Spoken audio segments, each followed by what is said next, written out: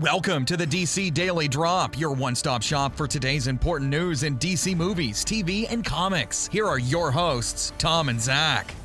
Hello and welcome to a special edition of the DC Daily Drop. It's Tuesday, October 11th, and we are going to be talking about Batman: Return of the Caped Crusaders, which we watched in theaters last night.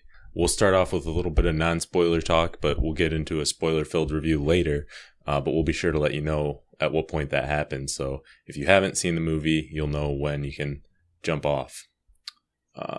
Just to start off with, what'd you think of the movie overall, Zach? I really liked this movie. I think I laughed more during this movie than I have in a really long time being in theaters watching a movie. So yeah, that's way more than I expected to. Yeah, definitely. So both of us just recently watched the live action movie from 1966. We reviewed it last week if you want to check that out. But I think that helped a lot in terms of recently watching it. So we had a good understanding of what we were getting into and what to expect. Definitely. And I think this did a good job of honoring that, but adding something new to the Batman 66 legacy.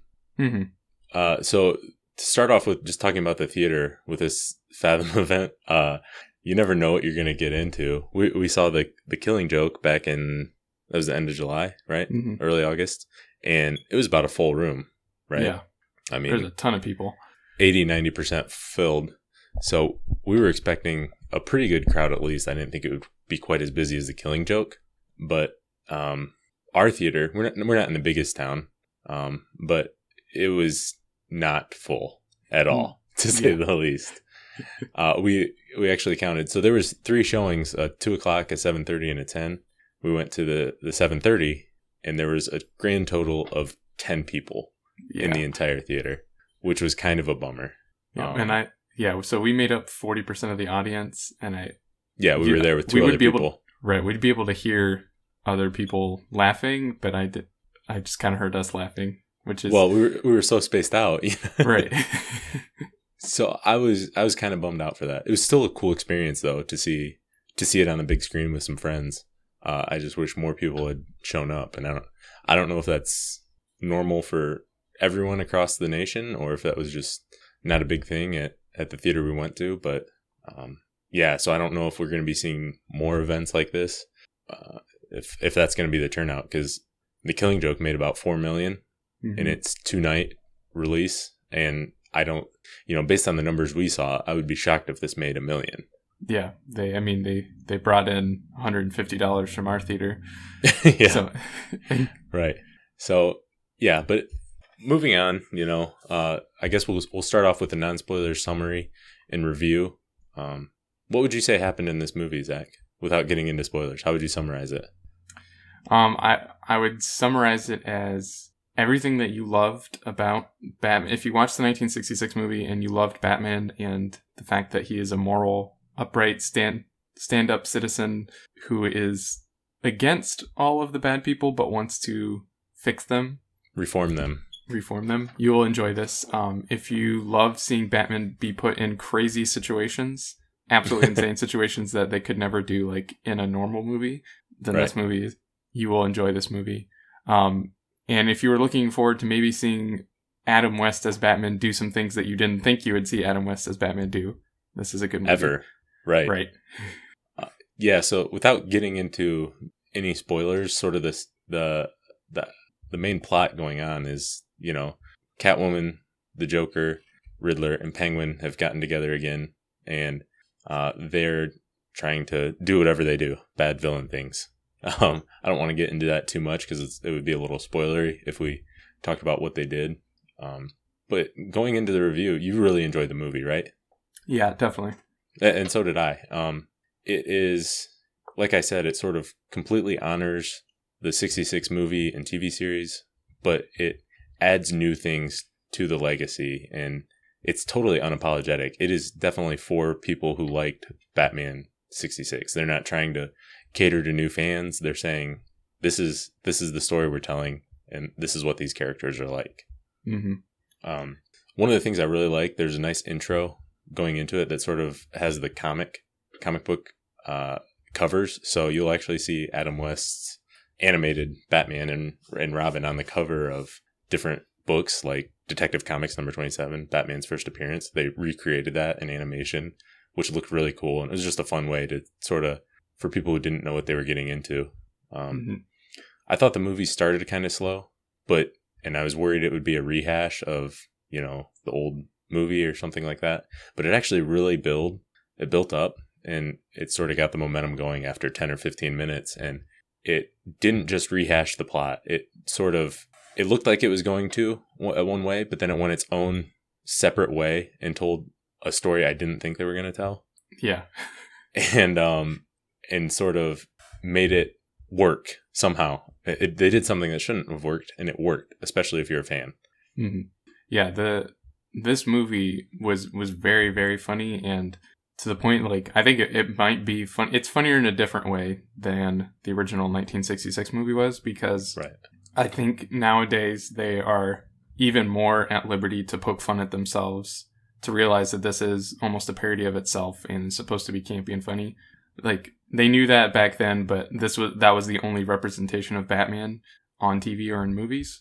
And now that we have so many different Batmans, they could really go all the way, making it funny and just putting in tons of joke after joke, basically. And referencing the other versions of Batman that have come after it. Yeah. Which was something I think they handled really well. They didn't do a lot of that, but when they did, it was a lot of fun. Yeah, like you said, it was very funny overall. I mean, there was some pure laugh out loud moments that I think you would have laughed at more if you know the original 60 series, but I think you could still laugh at it even if you hadn't. I mean, we were with a group of 4. 2 people, you and I, had seen it. The other 2 hadn't seen the Batman 66 movie, and they were laughing too, and they found it very funny. So overall, I think it's definitely worth checking out, wouldn't you say? Oh yeah, for sure. Whether you're a fan or not. What'd you think, before we get into spoiler talk, what'd you think of the special features? So before, they had an introduction sort of with Geeking Out with Kevin Smith and Greg Grunberg. What'd you think of that segment? And Tiffany Smith, yeah. It was nice. I guess it was cool to see them talk about it, but it was really just them hanging out, talking about why they like Batman. Yeah. I think it was more for people who hadn't seen the old series, so they sort of introduced it to them and let them know what they were getting for it. If you've seen it before, it's probably not worth looking into, so I don't think you necessarily need to see that if you weren't watching it in theaters. And then after the movie, they had what's going to be a special feature on the Blu-ray and DVD. Was it the Dastardly Desperados or whatever? Yeah, the Dastardly Desperados, kind of just talking to the different voice actors, right? Especially the ones that are playing the villains in the movie. Yeah, so you get to see Adam West, Burt Ward, Julie Newmar, and then all of the new actors who are playing the villains. Mm-hmm. And that one last thing, what'd you think of the cast and characters overall? I thought they did a really great job. I mean, obviously, Adam West, Burt Ward, Julie Newmar, getting to hear them all together again was really good. Some of the voice acting for some of the villains is maybe not the strongest, but overall, it never really took me out of the movie, at least personally for me. So, right, I think it didn't take me out of it. So that's all I can ask, really. Yeah, Burt Ward, like, to me anyway, it doesn't sound like he's aged a day in his voice. He still has the Robin voice. Like, he pulls it off. And Adam West, you can tell he's aged a little bit, but he still is able to play that straight guy that, takes everything says the most ridiculous things, but in such a serious way. And Julie Newmar is very good. And yeah, I think the rest of the voice cast worked well. The Riddler was the one that sort of I noticed the least, that it was a different actor. Mm-hmm. The Joker was trying to do Cesar Romero, and he did, but you could tell it wasn't quite. And the Penguin just, he had the Penguin down. So that's really the most important thing about the Penguin in this series. Yep. Yeah, so I think that's it for the non-spoiler review. Definitely worth checking out, whether you were previously a fan of Adam West's Batman or not. So now I guess we'll get into spoiler talk. So either stop listening if you haven't seen it yet, or prepare to be spoiled. So, all right, moving on to spoiler talk. So how would you want to summarize this? Essentially, what the villains try to get the replica ray. Mm-hmm. to recreate things. We think they want to create a new Earth. They go to space. Right. Yeah.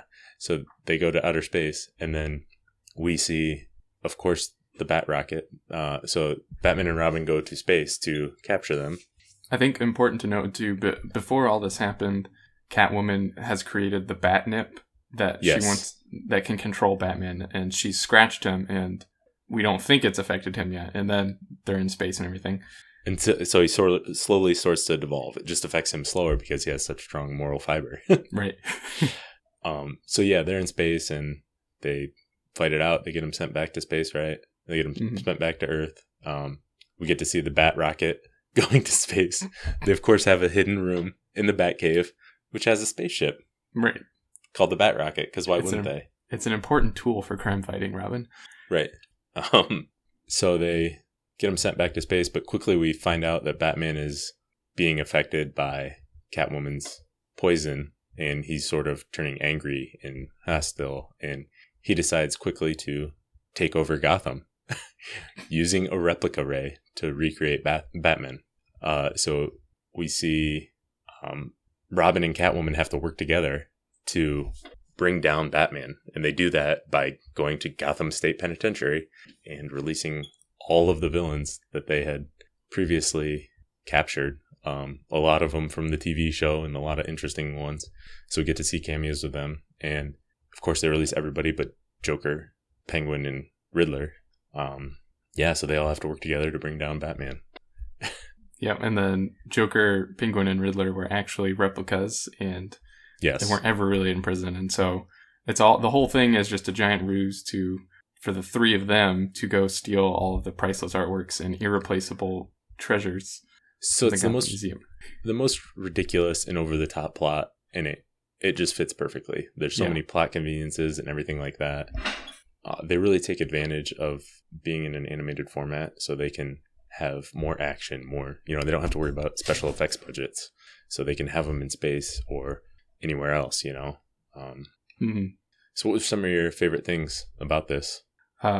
There's almost there are too many just funny one-liners and little jokes and gags to list, but like there's definitely some that stand out. One of them is Batman and Robin show up and they're going to confront Joker, Penguin, Riddler, and Catwoman, and so they park the Batmobile in the middle of the street, and Robin goes to cross the street, and there's a nice little PSA about how jaywalking is bad.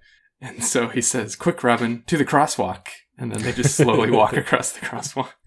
Batman waving, thanking everybody for stopping.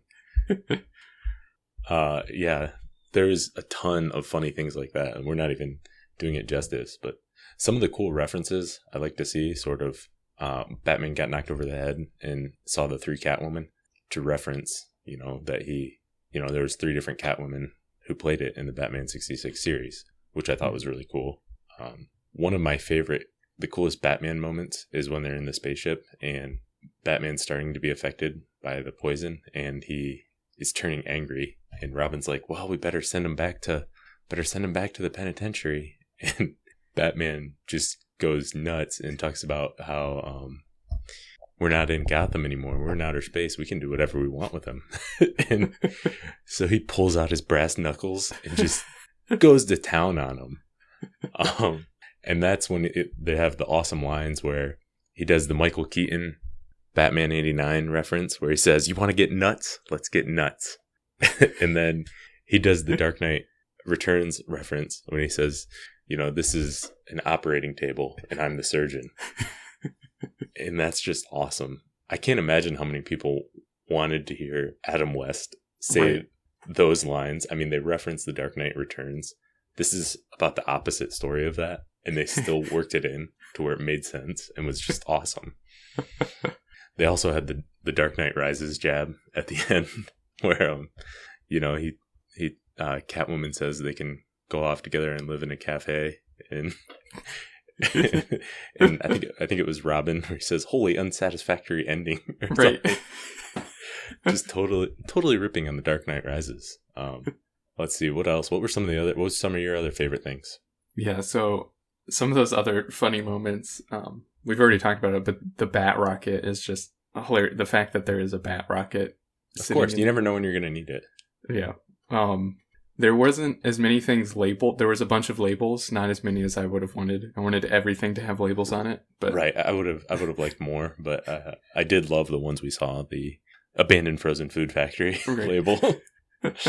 There's also a moment where they use the bat computer to analyze something, and it's just like this. It's just a bunch of blinking lights like they had in the movie and the TV show, and Batman says something along the lines of, "This has the information of 2 encyclopedias in it." All that brain power. Such cutting edge technology. Yeah. And then I think probably the moment when I laughed the hardest, I think this is one of your favorite ones too, is when so Batman is like he's having the effects of the bat nip on him, and so he goes to the police station, and this is before he shows up, so he's not doing any police work, he's not answering any calls or anything. And so Chief O'Hara comes in and says, or the commissioner asks him, "So have you made any progress in that shoplifting case?" And Chief O'Hara just says, "I don't know, like witnesses and suspects, I don't know." Commissioner Gordon's just like, "Say no more. I know how hard police work is." Yeah, so this was my favorite part, because we just talked about in the review how worthless the Gotham police are. They just sit around waiting for Batman to do their job, and this had me laughing harder than anything. And so they're trying to get a hold of Batman on their special phone, and so the commissioner said that he's tried calling every 20 minutes, and Chief O'Hara says, "Well, maybe you should try calling him again. You should try calling him again." And the commissioner's like, "That's exactly what I was thinking." They can do literally nothing without Batman. Yep. Yeah, so eventually Batman shows up and decides he would be the best one to be put in charge of Gotham. So he tells Commissioner Gordon and Chief O'Hara just to take off their uniform because they don't deserve it.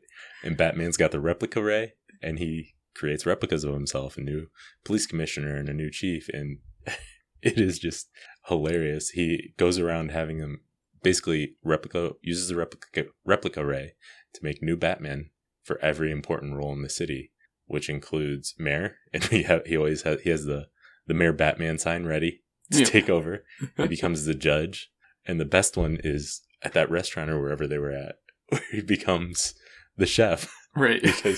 Because being a good cook is just as much of a science as it is an art, and they need somebody good. The people of Gotham deserve the best food. Yeah, so that whole sequence of him taking over the town with all the replicas of himself, and then like you see all of the jobs, like he's sweeping the street, he's like delivering newspapers and whatnot, and he's taking over everything. He does get some new tech made, a cool new Batmobile and some other stuff. He takes advantage of that. And so because of the effects of the bat nip on him too, he's also fired Alfred and kicked Robin out of the house. And so that Alfred's living on the streets because he didn't have any savings. Yeah, we just see him walking around, and we think he's just a bum because he apparently didn't save any of the money, or Bruce played him really poorly. But I don't think that was part of the story. Right. But it was funny seeing Alfred just walk around looking in cans and everything. Yeah, and then so it's up to Robin to basically try to get get his senses back, and so Catwoman is going to help him too.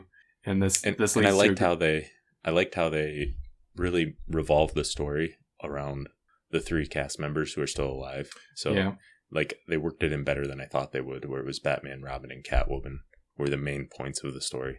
Mm-hmm. And yeah, that goes back to what you're saying about like at the beginning it did seem like they were just going to redo the 1966 movie with the same rogue gallery and kind of doing the same thing, but then they had a good plot device to get rid of the 3 that aren't returning cast members. Right. Like you said, revolve it around those that were coming back. So the plot, Robin the plot wasn't the main point, but I was pleasantly surprised by how good it was. And I was pleasantly surprised. It was more interesting than I thought it would be plot-wise. Yeah, exactly. Like watching the 1966 movie, I can barely remember what the plot is because it's not important. It's just a funny, goofy Batman movie. Yeah, so So this is all set up, and Robin and Batman get to fight, and they have a utility belt show off. Classic duel, utility belt show off.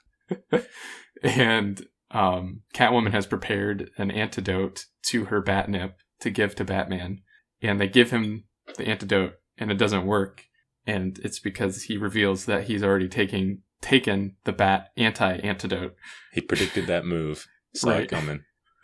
And so he leaves them to die in one of those fortunate devices that, lowers you into a pit of something while the bad person is away so that you can escape. And so his chosen thing is like radioactive material, and Robin and Catwoman are safe because he sprayed anti-isotope spray all over them. Right after he gave Catwoman the knockout gas. Right. And so Batman takes over what is the show? The Gotham Palace. Yep. The in-universe variety show. Everybody's favorite variety show. Right. And that's like where the final showdown happens. And this is where they've released all of the old villains from the prison. So you get to see all of these cool old villains from the TV show. Yeah, so we see like Mr. Freeze and the Archer and there's a whole bunch of them, and like villains who were created just for the show, like Egghead and King Tut, which was really cool. They just had a small cameo, but it was cool to see them all, how they honored the past by doing that. Mm-hmm. And so there's a bunch of Batmans there, and he's fighting with all of the villains, and Alfred comes and saves the day because he's created an antidote. Or something along those lines. Because evidently Batman explains to Alfred that they have a long-standing relationship, and they have a long-term understanding that if Batman were ever to fire Alfred, it could only be because he was under the influence of mind control. And he left specific instructions and recipes for the exact formula he needed to make to save Batman. Absolutely. That only makes sense. I mean, Why else would that work? So we get to see from there's sort of a chase down. They track down the original villains they're trying to steal prized possessions in Gotham. And eventually, of course, Batman and Robin stop them and save them. But that's sort of the main story of it. But yeah, this was a lot of fun. Yeah. I was not expecting to laugh as much as I did. I might honestly say that I laughed as much, if not more, than I did during the 1966 movie, just because they really went all out on the jokes in this movie. Oh yeah, and there's modern references for people to understand, and they've got 50 years worth of like pop culture impact that they can play with. So they did a lot of cool things with that. Mm-hmm. And because it was animated, they got to do the crazier stuff like going to space and the insane action and Batman just beating people up. Yeah, and Adam West Batman looked bulked up quite a bit. I mean, he wasn't massive or anything, but he was a lot bigger than he was in the TV series, relatively speaking. So overall, I think we both definitely recommend it for Batman fans or anybody looking for a good comedy. Where would you like to see him go from here? I know they've got the sequel's already been announced with William Shatner as Two-Face. What else would you like to see? Yeah, I'm really looking forward to that movie with Two-Face. And then from there, I mean, I love this universe. It's so goofy and so much fun. I think they could do a whole bunch of different stories with these characters. And as long as Adam West and Burt Ward are willing to do it and around to do it, I don't see why they shouldn't. Yeah, and if it's this quality, I would be fine with watching one a year. Yeah. Or anything like that. So I hope they keep them coming, and I would love to see sort of a crossover like we talked about the other day with Wonder Woman and maybe George Reeves' Superman showing up and old school Justice League, or even a modern take on the Super Friends cartoons, something like that. I would just love to see that. But even if they do just Batman movies, I'll be fine with that. It's just cool to hear Adam West and Burt Ward and Julie Newmar playing those roles that are so iconic. Yeah. All right, so I think that's it. The movie's out today for digital release, or it comes out on Blu-ray and DVD on November 1st. So definitely check it out. Let us know what you think. We'll be back again tomorrow. Please remember to subscribe and rate and review us on iTunes. We're a new podcast, and that really helps us out to spread the word. So please consider doing that if you want to and think we deserve it. So that's it. We'll be back tomorrow. Thanks for listening, and make sure to check out DC Daily Drop on Twitter, Facebook, and DCDailyDrop.com. Drop by tomorrow for more DC news.